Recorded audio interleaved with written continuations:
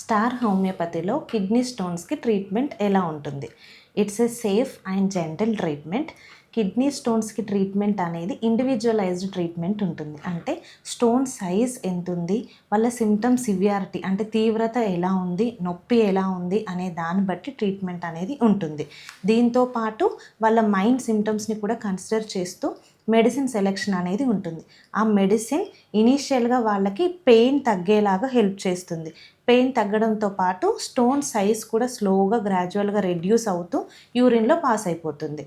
ఇంకా రికరెన్స్ అంటే మళ్ళీ మళ్ళీ వచ్చేదాన్ని ప్రివెంట్ చేస్తూ ఫ్యూచర్లో రిపీట్ అవ్వకుండా కూడా మన మెడిసిన్స్ హెల్ప్ అవుతాయి.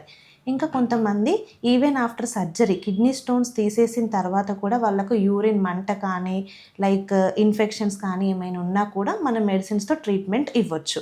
Along with proper diet and management మనం రెగ్యులర్గా ఫాలో అప్ చేసుకుంటూ మెడిసిన్స్ వాడితే ఫ్యూచర్లో వచ్చే కాంప్లికేషన్స్ రికరెన్స్ని కూడా మన స్టార్ హోమియోపతిలో తగ్గించుకోవచ్చు. సో మీలో ఎవరికైనా ఇలాంటి సిమ్టమ్స్ కానీ ఇబ్బంది కానీ ఉంటే వెంటనే స్టార్ హోమియోపతిని సంప్రదించండి.